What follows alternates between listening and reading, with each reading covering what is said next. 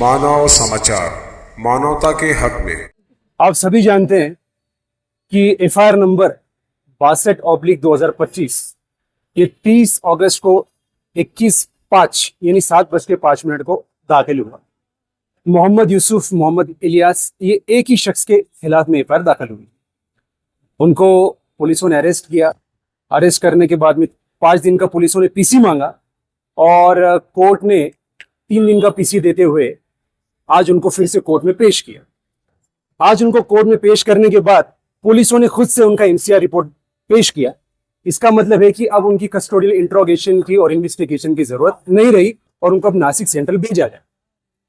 उसके बाद में कल पुलिस स्टेशन की जो केस डायरी होती है, स्टेशन डायरी क्रमांक 17/2025 के हिसाब से 6:31 पर आरोपी क्रमांक 2 और आरोपी क्रमांक 3 यानी जो डॉक्टर साहिबा है और उनके जो शौहर है अकील शेख, इनको अरेस्ट किया। और पुलिसों ने अपने रिपोर्ट में, पीसीआर रिपोर्ट में 5 दिन का पीसी मांगा और अभी तक उसमें ऑर्डर हुई नहीं है। अब तक ऑर्डर उसमें पेंडिंग है।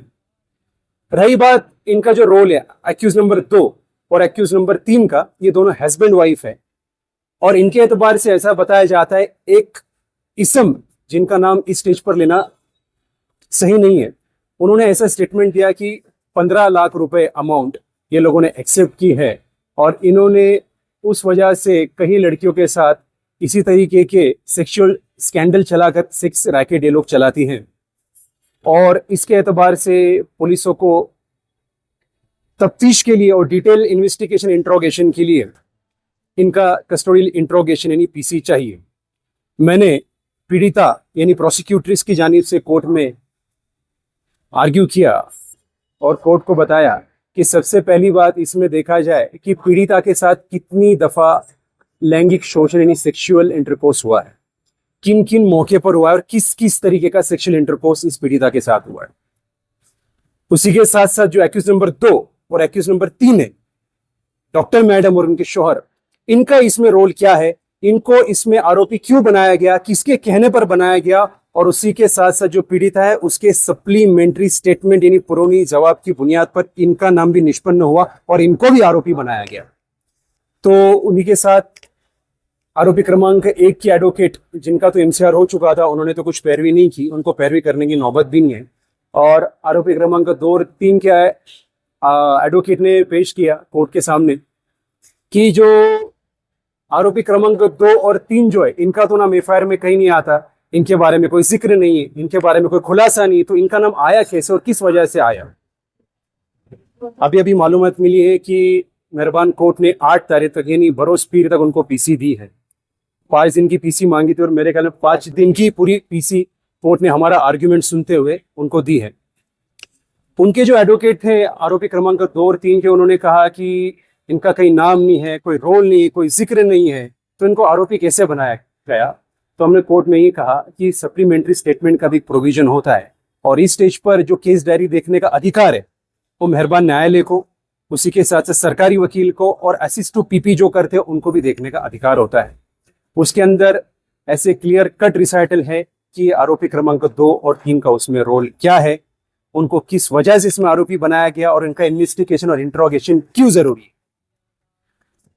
आरोपी के वकील ने यह भी पेश किया कि ये लोगों का इसमें कोई रिलेशन नहीं, इनके एक रिलेटिव एक्स कॉर्पोरेटर है, इन्होंने इसके खिलाफ में एफआईआर दाखिल की, इनको आरोपी बनाया, उनको आरोपी बनाया, इसलिए उनके साथ दुश्मनी निकालकर पॉलिटिकल मोटिवेशन की बुनियाद पर इनको आरोपी बनाने की साजिश की गई है। तो हमने रिप्लाई में ये कहा कि an FIR is not an encyclopedia, each and everything can not be mention in FIR, each and everything will be considered at the time of full-fledged trial and the charge sheet is going to be filed. In that charge sheet each and everything will be disclosed and promulgated. तो court ने हमारी बात को मानते हुए उनको 8 तारीख तक पीसी दी है और मोहम्मद यूसुफ, मोहम्मद इलियास नामी जो शख्स है उनका आज कोर्ट में एमसीआर था। तीनों आरोपियों के नाम, आरोपी के नाम तो इस स्टेज पर बताए नहीं जा सकते। जो पॉक्सो एक्ट है उसकी प्रोविजंस बहुत स्ट्रिंजेंट एंड एस्ट्रिंजेंट है और इस स्टेज पर नाम बताना, चाहे वो पीड़िता का हो या फिर अपेक्षित आरोपी का, वो बताना मुमकिन नहीं है। बहरहाल इसमें एक और डेवलपमेंट ये हुई है कि जो आईपीसी का सेक्शन 384 जो था पुराना जो अभी बीएनएस का सेक्शन 308 हो चुका है एक्सटॉर्शन खंडनी का, और उसी के साथ साथ सेक्शन 16 पॉक्सो एक्ट का वो भी ऐड हुआ है, abetment to instigate a person to do any wrongful act. इसमें इनिशियली सेक्शन 64 यानी 376, 351(2) यानी 504, 356(2) यानी 308 इसके अंदर लगाया गया था। उसी के साथ साथ 4, 6, 12 ये सेक्शन इनिशियली लगे थे। सेक्सुअल पेनिट्रेशन एक्ट हो गया, सेक्सुअल हरासमेंट हो गया, या फिर सेक्सुअल असॉल्ट हो गया, सब कलम उसमें इनिशियली लगे थे।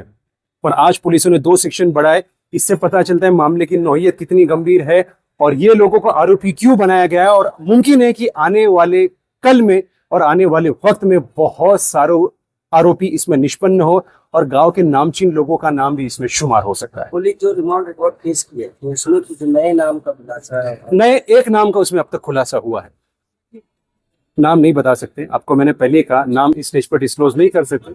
3 यस, बताया कि 15 लाख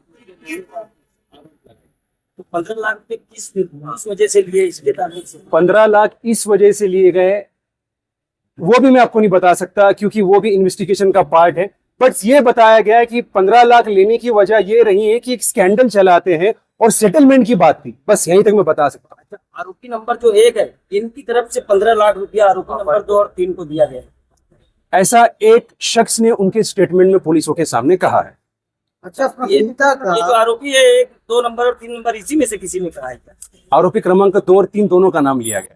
अच्छा, पीड़िता का डायरेक्टली ये दोनों लोगों से क्या ताल्लुक है? ये जो 2 नए मुस्लिम, बड़ा अहम सवाल आपने किया है। पीड़िता जो थी वो आरोपी क्रमांक 2 के पास असिस्टेंट बोल के काम करती, वो उनके ऑफिस में, वो उनके क्लिनिक में कई अरसे से काम कर रही थी और ऐसा कहा जाता है, प्रोसिक्यूशन की ऐसी स्टोरी है कि यही जो आरोपी क्रमांक 2 है ये सप्लाई करती थी और यही उनको अपने कस्टमर तक पहुंचाती थी, ऐसा कहना है, मजबूर करके, कंपेल करके।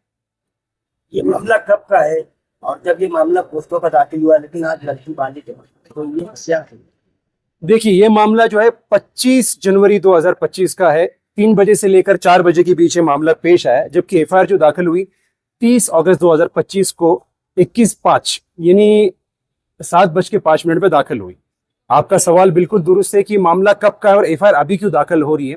तो अगर आप एफआईआर पढ़ेंगे और एफआईआर का पैरा नंबर 4 पढ़ेंगे तो उसके अंदर क्लियर कट रिसाइटल दिए कि इसमें इतना डिले क्यों हुआ है, इसकी वजह क्या है, वो भी आपको इस स्टेज पे बताना सही नहीं, क्योंकि पॉक्सो एक बहुत स्ट्रिंजेंट एक्ट है, उसकी प्रोविजन बहुत हार्श है और अभी कोई चीज रिवेल करना और अभी कोई चीज बताना ये प्रोसिक्यूशन के लिए फैटल साबित हो सकता है।